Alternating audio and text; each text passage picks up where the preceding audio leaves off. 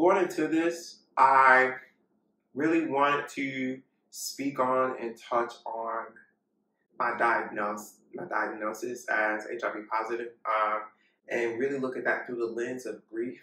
I think that it's a lot of stuff that I dealt with that I want to talk about, and really, I didn't realize until I was in the process of making it that I really had not dealt with it, or there were still things that I wanted to say.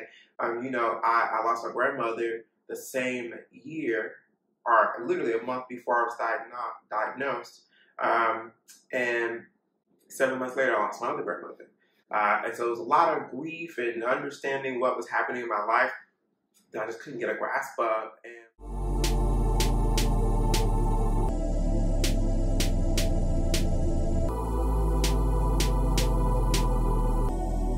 As I started to make this song, I knew that for the feeling of bargaining, like there are things that you wish you could say sorry for, because a part of you feels like if you say sorry for those things, maybe your life will be better, or maybe you'll be forgiven in some way. And so this song for me was my way of addressing that time and those things that I was doing and saying sorry for them. I was outside just wildin', checking for the next thing, smiling, trying to stay up with the Joneses. Whole time they ain't even know shit. So yeah, like the year's 2018. I'm young. Well, I'm in my late 20s, but I'm young. Just trying to have fun. Like literally, I had my people I would hit up, and what they would see me. If you was cute, I was checking you back. And, I was just trying to stay up with, like, what everything else that everyone else was doing. I didn't, like, smoke, but I did drink, of course. And just trying to really be where people were, even in some spaces that I would say were not me. And it's crazy because you get older and you start to realize that the people you were leaning on because you felt like they had found a way to be happy in their lives, really, they were just coping with it. And that's why I said they didn't even know shit. Steady trying to keep my head up, quietly stacking my bread up, moving through the dark trying to get up, drinking and smoking every night, we turning up. In this time, I really did not know, this was like early 2018, I really didn't know what was going on with me. I was just feeling a little more depressed and sick. I was just sick all the time, and I couldn't understand why I just suddenly became so sick in my adult life. I was a sick kid, but not as much when I got older. And so I really was always just trying to, keep my mood up and keep my head up. I was working at a gas station, and so because I really did not hang out with like my friends didn't really see me anymore at this point, unfortunately. And so I was always just getting my money, spending it where I need to, not trying to spend it too much. And people didn't really see me, so my moves were my moves. If I told you, you knew, and that's really was. I was just trying to, like, really just chill and do me, or whatever I'm trying to do in that time. Feeling for better days. I was always stuck in my ways, saying I would never change. Always had sex on the brain. Yeah, so by this time, I moved back in with my mom. And, like, we didn't really grow up. We didn't have much growing up. So we just always prayed for something better. Like, man, let's play the lottery. We'll win the lottery. And even in the time, for me, like, I still was feeling bad. And even in me feeling not my best, I was still really just in the hookup culture. Let's be honest. And I was still hooking up, even though I did not feel my best. Now, luckily, I was safe, but yeah, I was still in that world and in that time for myself. Guess back then I thought I had it. Guess I never thought I could quit. Now I see how I was wrong. Can't continue living like this for long. Older people always say when you're young, you feel invincible. And I don't think that that's really what it is. I just think that you don't always see the consequences or the results of your actions. And so, I had decided a few years prior to that, that I just wanted to, be sexually free. And I've never really stuck to the taboos of sexuality and such. I've dealt with my own things, of course, but I didn't really stick with that. So I just, at that time, I really didn't see anything wrong with what I was doing. I can't really say that I see anything wrong with it now. Just maybe it's not for who I currently am. And I really realized in that time that the way that I was choosing to living in totality, not just sexually, was not sustainable. I thought I had more time. I had more time. I had more time to make it right. To make it right. To make it right. Give me one try. So yeah, you're just living your life, and you really don't, as I said, you just don't really think about the results of your actions in the future. We're not future seers. None of us are Raven Simone. And so in your mind, even when things are wrong, sometimes you kind of hesitate. I would say that in myself, there was always something in me that wanted me to get tested. I was very good for always being tested, even when I wasn't active. And something in me kept saying to get tested, but I was so busy at work and so busy in my world that I would just keep pushing it off and pushing it off and pushing it off.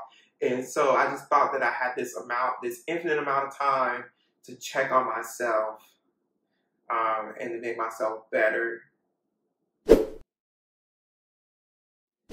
If I could change it, take it all back, please forgive me. This is my sorry. I was wrong, I'll admit. I can see that. Please forgive me. This is my sorry. So I think that we all get to this point in our lives where there might be these moments where we regret, or maybe not regret, but we have some caveats about the way that we handle what happened in those times. And so for me, this was, what is it that I really could say in my sorry? Because realistically, the moments have passed. That time is so far removed from where I am now that it's hard to apologize the same way that I would in that moment.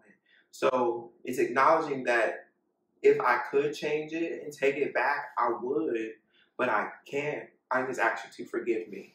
And in some ways, I'm asking me to forgive me here, and really allowing myself the allowance to not blame myself for what has occurred in light of my actions, and in light of the world that is around me.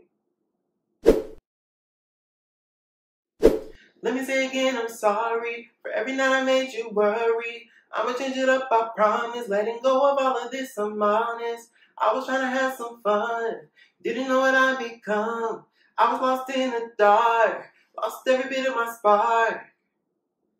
And so for this verse, I wanted to flip it to actually be more apologetic. So in the first verse, I really felt like I set the tone for who I was and where I was in this time. And so for this verse, while I sort of continue that, I wanted to actually start apologizing here. And so one of the things that like my coworkers used to tell me during this time, because when I was hired, naturally for me, I like to sing and I like to dance. And I will do that really anywhere, especially if I feel comfortable. They would always talk about how I wasn't really the same Kyrie, they would say. So I didn't really just sing as much while I was working. I didn't really just randomly bust into a dance move. I really wasn't showing what is the spark of me. And so I was really lost in that time in my feeling and the depression of myself. Um, and you know, I definitely have always considered what toll did that take on my family, my mom. Like, did she worry? Did I ever cause her any kind of grief during that time? Treading on a road to death, deep in the trenches, no help. I was blind, but now I see you with every step. I said I'm gonna change my ways. It's gonna be brighter days. To do something in exchange, keep me around on this earth, I pray. And so for me, because of the timeline of when I found out that I was HIV positive, I was really weak. Maybe even to a point to where I thought I was dying. And so that's why I said treading on a road to death, because this is crazy. And you hear the older generation say this, you never really, like, nothing makes you want to talk to God more than when you think you're about to die.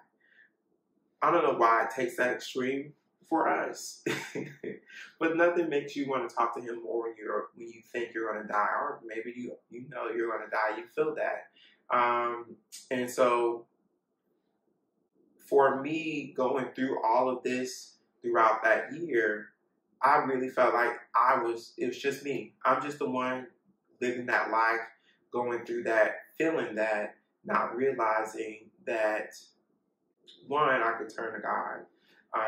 Two, I could have easily turned to and talked to my family.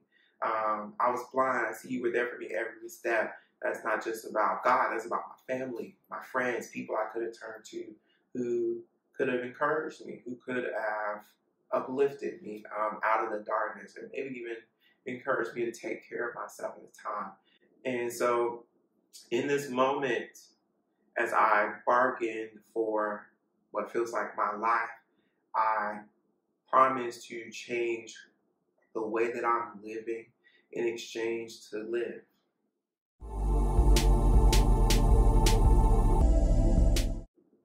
So, you know, like, I was high. I had like an animal. I was high when I produced this and did like the melody demos that I do for this. And so coming back to listen to this was crazy. The beat was hot, and like I really connected with what it was that I came up with in that moment.